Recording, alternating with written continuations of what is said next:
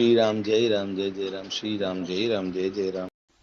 कार्यमित्येव यत्कर्म नियतं क्रियतेऽर्जुन संगं त्यक्त्वा फलं चैव स त्यागः सात्विको मतः।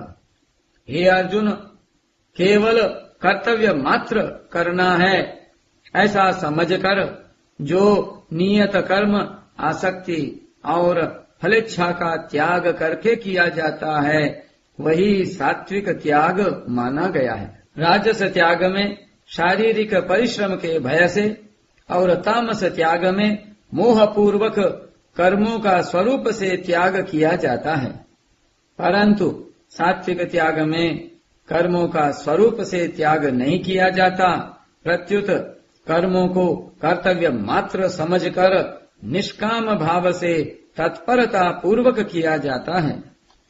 राजस तथा तामस त्याग में बाहर से तो कर्मों से संबंध विच्छेद दिखता है, पर भीतर से संबंध जुड़ा रहता है।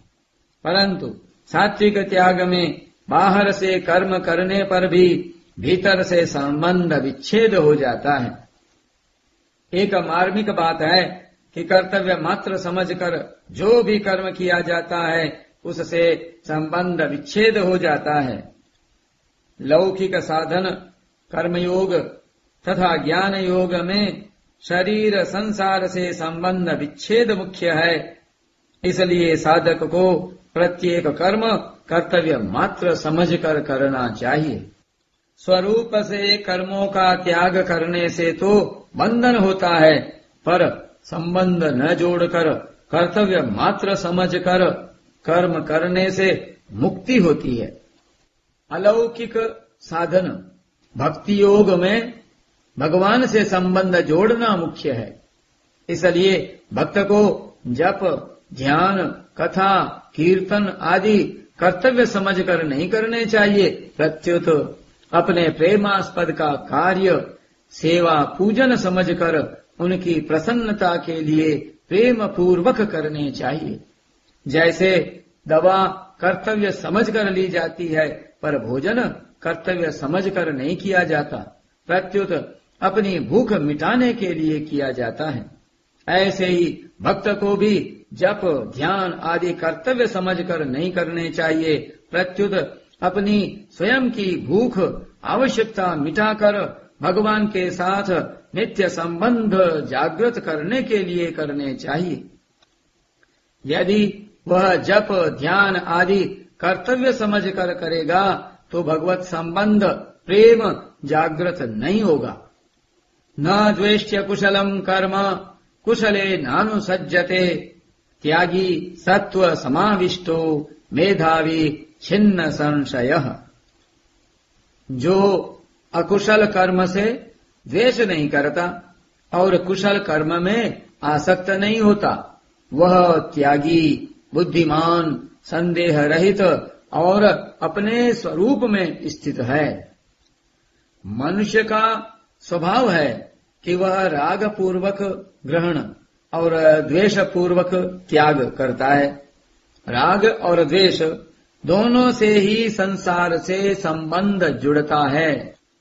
भगवान कहते हैं कि वास्तव में वही मनुष्य श्रेष्ठ है जो शुभ कर्म का ग्रहण तो करता है पर राग पूर्वक नहीं, और अशुभ कर्म का त्याग तो करता है पर द्वेष पूर्वक नहीं। नहीं देह भृता शक्यम त्यक्तुम कर्मण्य शेषतः यस्तु कर्म फल त्यागी सत्यागीत्यभिधीयते। कारण कि देहधारी मनुष्य के द्वारा संपूर्ण कर्मों का त्याग करना संभव नहीं है, इसलिए जो कर्म फल का त्यागी है वही त्यागी है, ऐसा कहा जाता है। कर्म फल त्याग का तात्पर्य है कर्म फल की इच्छा का त्याग, कारण कि कर्म फल का त्याग हो ही नहीं सकता। जैसे शरीर भी कर्म फल है, फिर उसका त्याग कैसे होगा? भोजन करने पर तृप्ति का त्याग कैसे होगा? खेती करने पर अन्न का त्याग कैसे होगा? अतः साधक को कर्म फल की इच्छा का त्याग करना है। फलेच्छा का त्याग करने से साधक सुखी दुखी नहीं होगा। इसलिए गीता में फलेच्छा के त्याग को ही फल का त्याग कहा गया है। कर्मयोग में कर्म फल की इच्छा का त्याग होता है और ज्ञान योग में कर्तृत्वाभिमान का। बाहर का त्याग वास्तव में त्याग नहीं है, प्रत्युत भीतर का त्याग ही त्याग है। यदि कोई बाहर से त्याग करके एकांत में, वन में या हिमालय में चला जाए तो भी संसार का बीज शरीर तो उसके साथ है ही।